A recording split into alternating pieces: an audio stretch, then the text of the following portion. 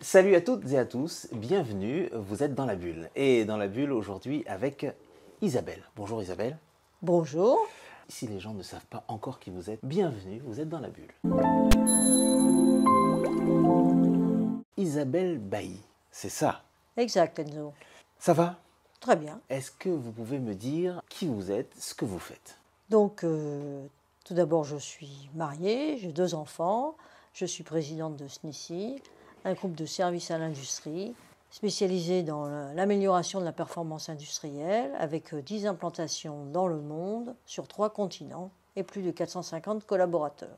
Également, présidente des conseillers du commerce extérieur de la France pour le 92. Donc le CCEF. Conseiller du commerce extérieur. Vous connaissez le principe de Dans la bulle, Isabelle? Vous m'autorisez à vous tutoyer? Oui. D'accord, très bien. Alors si tu me l'expliquais comme un enfant de 4 ans, c'est quoi SNECI? SNECI est une société familiale. D'abord, je suis la 2e génération et je viens de passer les commandes opérationnelles à mon fils, donc la 3e génération. Et nous sommes spécialisés dans l'amélioration de la performance industrielle et commerciale. Donc qu'est-ce que ça veut dire? C'est-à-dire qu'on aide les industriels à se développer en qualité, en achat, en projet industriel et en supply chain. On améliore leur organisation sur ces 4 piliers. Et alors ça a commencé avec l'industrie automobile? On a commencé avec l'industrie automobile il y a 70 ans et aujourd'hui on s'est ouvert vers la défense, vers le cosmétique, vers la pharma, vers l'énergie, tous les secteurs qui sont des secteurs industriels. La défense s'internationalise? La défense, pour gagner des marchés, elle est obligée de conclure des marchés à l'international. Oui, elle vend dans de nombreux pays dans le monde. Et il faut qu'elle fasse de l'intégration locale, c'est-à-dire qu'elle achète localement, donc elle trouve des fournisseurs locaux, qu'elle les mette à niveau pour entrer dans la chaîne de valeur. Pour moi, la défense, je pensais que c'était quelque chose d'interne à chaque pays. Je ne savais pas que vous pouviez apporter les bonnes pratiques pour pouvoir s'exporter. D'accord. Par exemple, je vais prendre un exemple très concret. Ouais. Le Rafale, vous avez tous entendu parler du ouais. Rafale. Eh bien, pour qu'il puisse avoir conclu les marchés pour vendre le Rafale en Inde, c'est des contrats gouvernementaux, et donc le gouvernement indien a souhaité qu'une partie des achats de composants soit achetés en Inde.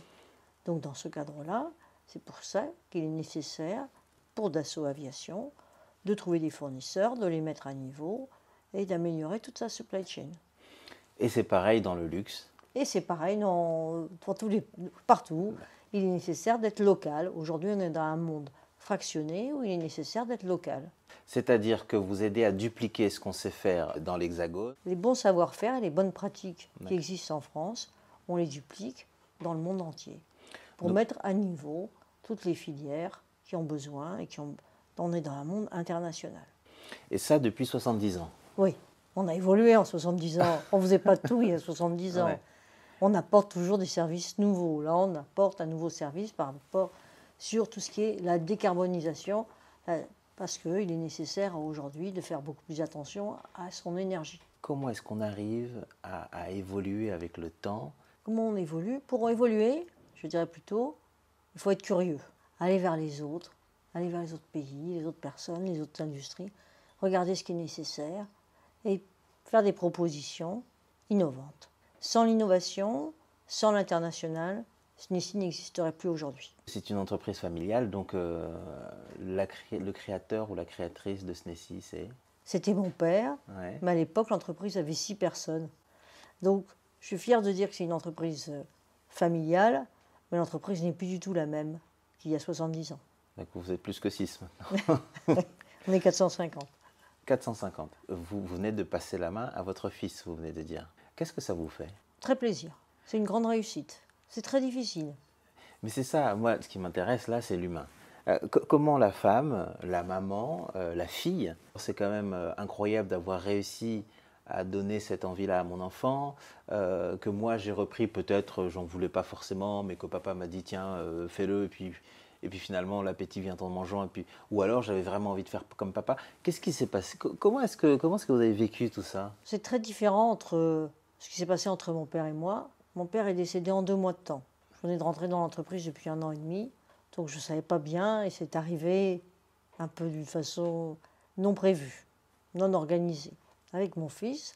Quand il a terminé certaines de ses études, il m'a dit « Tiens, je veux venir faire un stage, voir ce que c'est une entreprise entreprenante ». Et puis son stage, il est resté, voilà. Il est resté 10 ans parce que ça lui a plu, parce qu'il a vu qu'on faisait toujours des nouvelles choses, qu'on était innovants, qu'on pouvait travailler dans 50 pays, puisqu'on a des clients dans 50 pays. Et il a vu qu'on faisait toujours de la croissance, qu'on s'implantait toujours dans de nouveaux pays. Et aujourd'hui, il est heureux, et moi encore plus. Waouh, c'est joli ça. Alors, pour moi, c'est ma plus belle réussite. Quand vous étiez petite, à quoi rêviez-vous Quand j'étais petite, professionnellement? Est-ce que vous aviez un rêve professionnel ou pas? oui, j'étais la dernière de 3 filles. Et alors mes parents, vous imaginez, étaient déçus. Ils voulaient un garçon. D'accord. Alors ils m'offraient des petites voitures et des garages. Et donc quand j'étais petite fille, j'avais envie de travailler dans l'automobile. Et donc j'ai réalisé, oui, mon rêve d'enfant en travaillant au début dans l'automobile. Qu'est-ce qui fait votre différence à vous? Qu'est-ce que vous ne faites pas que les autres font, ou inversement, qu'est-ce que vous faites que les autres ne font pas? Alors notre force est qu'on a une offre de services très variée. Donc nos concurrents, on les a par exemple en qualité, ou on les a en achat, ou on les a en projet industriel, mais une société qui propose l'ensemble de ces services et qui a en plus une activité sur l'international, puisqu'on est implanté avec 10 filiales dans le monde, eh bien on est un peu unique pour le faire. C'est votre fils qui reprend. Comment vous voyez l'avenir de SNECI? Il est bien meilleur que moi, donc ça doit être beaucoup mieux qu'avec moi. Ça, c'est joli. Bon, ben voilà. Mais est-ce qu'on a, on a une projection? Vous voyez encore dans d'autres pays? Est-ce que vous voyez encore plus gros? Est-ce que vous vous stabilisez? Comment est-ce que vous voyez la suite? Ah non, on est une entreprise en croissance. On fait une croissance à 2 chiffres depuis ces 3 dernières années. Donc j'imagine qu'on va continuer sur cette croissance. Et si on fait cette croissance, c'est parce que même pendant la crise Covid, on a ouvert une filiale en Turquie en 2021.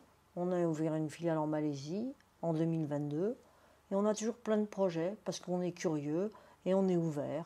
Donc, et non seulement on ouvre des filiales, mais aussi on ajoute de nouveaux services. Comme je vous l'ai dit tout à l'heure, le costing, la décarbonation. On écoute ce qui se passe, on est curieux d'aller vers la nouveauté et apporter de l'innovation pour rendre service à nos clients. Est-ce que vous avez un prochain défi là que vous aimeriez relever au sein de SNECI? Oui, Ouais. que mes collaborateurs soient heureux de travailler pour SNECI. Ok. Soient tous heureux. Alors du coup, ça implique une autre question chez moi. Ça veut dire, est-ce que vous avez en tête du coup, je passe au vous. Vous voyez depuis tout à l'heure, non? Non, Non, je sais pas. j'ai dit tu ou j'ai dit vous? Les autres, on a dit dessus au début. Absolument. Est-ce que ça implique un process particulier pour rendre les gens heureux au travail? Est-ce qu'il y a quelque chose de codifié ou pas? Oui, il y a Ouais. des choses codifiées, mais il faut surtout être, comme tu l'as dit, bienveillant, penser aux autres plus que de penser à soi-même. En dehors de SNECI, il y a quelque chose que tu fais, non, aussi? Tu fais d'autres choses? Ah bah oui, je Ouais. m'occupe de mon mari, de D'accord. mes enfants, de mes petits-enfants, de mes amis. Et puis j'ai décidé de transmettre mes compétences, donc en m'engageant, il y a 11 ans, bénévolement, pour devenir conseiller du commerce extérieur. Alors, qu'est-ce que c'est que ça? Alors, les conseillers du commerce extérieur, c'est un réseau de 4300 hommes et femmes dans le monde, puisqu'on est dans 160 pays, et pour permettre le rayonnement de la France à l'international. Donc, nous avons 4 missions. Premièrement, former les jeunes pour leur donner le goût de l'international. Deuxièmement, aider des entreprises plus petites, des PME ou des start-up, pour permettre leur rayonnement à l'international ou se développer à l'international. Troisièmement, montrer l'attractivité de la France. La France est un beau pays industriel, économiquement.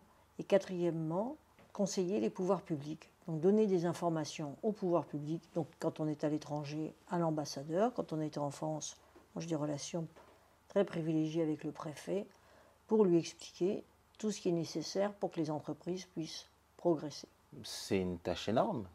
C'est-à-dire qu'au sein de cette structure, tu es? Donc dans le monde, on est 4300. Ouais. En France, on est à peu près 1500. Et dans le département des Hauts-de-Seine, que je préside, on est un peu moins de 200. Donc tu présides le Ce réseau. département de... Ok, pardon pour cette question, mais du coup, là, moi j'ai l'impression qu'on touche aux politiques, là. Non, Non? non, on est Non, mais... apolitique. Oui, peut-être, mais ton parcours à toi, vu votre envergure internationale au sein de SNESI, je me disais que peut-être qu'il y aurait des vases communicants à un moment donné, non? Il y en a certains, oui, Ouais, mais moi, je ne le vois pas de cette façon-là. d'accord. La petite Isabelle, qui avait 7-8 ans, si tu la voyais en face de toi, qu'est-ce que tu lui dirais? Je dirais que la petite Isabelle, elle a beaucoup changé. C'était une petite fille sage, plutôt introvertie, qui avait beaucoup de rêves. Et elle a su réaliser ses rêves en se transformant et en osant. Voilà ce que je dirais. Si je suis ce que je suis aujourd'hui, c'est parce que j'ai toujours osé dans la vie. Si j'avais un message à donner, c'est oser. Osez vivre vos rêves, osez vivre vos passions, osez être vous-même. Un mantra, quelque chose, une citation qui te tient à cœur? Oui, pour moi, la vie, c'est think positive. Et quand tu veux, tu peux. Donc, il n'y a pas de limite. Nos limites. C'est pour ça que quand tu m'as posé la question sur l'entreprise, comment je la voyais, pour moi, il n'y a pas de limite. Ok. Alors, j'ai regardé un petit peu Bendix. Oui, j'ai commencé chez Bendix, chez un équipementier américain. Ouais. Donc, j'ai déjà commencé dans le monde de l'industrie. Donc, pour moi, j'ai toujours été dans un monde d'hommes. Pour moi, la diversité, je l'ai toujours vécu de l'intérieur. Et pour moi, c'est un non-sujet. Je considère que les hommes et les femmes, nous sommes pareils. J'ai eu la chance d'avoir des parents aussi un peu innovants, un peu avec une vraie personnalité. Et quand, en quatrième, ils m'ont mis dans un pensionnat et où j'ai commencé la mixité. Nous étions donc 4 filles pour 300 garçons. Donc j'ai appris le monde des hommes, j'ai appris le vivre avec. Et pour moi, il n'y a pas de différence. Donc, on n'a pas de différence entre les hommes et les femmes, mais... Mais bon, il faut oser. Il faut oser se dire, il n'y a pas de différence, on peut tout faire de la même façon. D'accord, et c'est-à-dire que dans les... Il n'y a pas de plafond de verre. C'est nous qui nous mettons ces barrières. D'accord, donc la loi... la loi Rixin, la c'est loi une très bonne Rixin, chose. La loi Parce que Copé, justement, Zimmermann, etc. La loi Rixin et Copé-Zimmermann, justement, comme on se met souvent ces barrières, autant les hommes que les femmes se mettent ces barrières. Eh bien, ça permet de les enlever. Cet écart de salaire, qu'est-ce que tu en penses? Il y a un écart de salaire entre les hommes et les femmes? Oui, pour moi, dans mon entreprise, il n'y a pas d'écart de salaire. Je ne comprends pas ça. C'est inacceptable. D'accord. Donc c'est marrant parce que ce que tu es en train de dire finalement, c'est que tu es finalement assez et très féministe, mais dans la manière dont tu le dis, on a l'impression que tu ne l'es pas du tout. En fait, pour toi, il n'y a pas de sujet. C'est-à-dire, on y va, et si on doit déverrouiller les choses en termes de quotas, eh ben on les déverrouille. C'est inadmissible pour toi qu'il y ait des écarts de salaire, puisque chez toi, il n'y en a pas. Oui, ça ne devrait pas exister. On en est encore loin, Ouais. parce que c'est vrai qu'il y a des écarts, mais ça ne devrait pas exister. Je milite dans mon entreprise pour qu'il y ait plus de femmes au niveau direction. Mais en revanche, j'ai énormément de difficultés à trouver des femmes qui veuillent aller dans des métiers industriels. Il n'y a pas assez de femmes ingénieurs. Il n'y a que 15% ou 20, peut-être maintenant 20% de femmes ingénieurs. Ce n'est pas suffisant. Et après, elles vont dans des industries plus féminines. Alors que, moi je dis ma chance, c'est que comme il n'y avait pas beaucoup de femmes, les hommes m'ont repéré plus facilement. Est-ce qu'il y a une question, Isabelle, que je ne t'ai pas posée, que tu aurais aimé que je te pose? Non, pas particulièrement. Ok. Est-ce que tu as une musique qui te parle, que tu aimes? Il y en a une particulièrement ou pas? Là, j'ai mon côté midinette, j'aime bien la chanson Pretty Woman. Pretty Woman? Ok. Merci Isabelle, merci pour ce moment. Merci parce que je voulais avoir le lien entre la conseillère que tu es et puis la présidente du SNESI que tu étais. Je voulais avoir ce lien-là et je suis content. C'est grâce à cette journée expérientielle que j'ai le plaisir de t'avoir ici et ça c'est chouette. Bah, merci Enzo, je trouve ça super ce que tu fais. Merci beaucoup. Alors j'aime beaucoup la couleur de ton chemisier, c'était lumineux. Merci beaucoup. Bah, ta cravate aussi. Hein. Oui, elle pique les yeux ma cravate, je sais bien. Merci, à bientôt. C'était Isabelle Bailly dans la bulle. À bientôt. Ciao, ciao.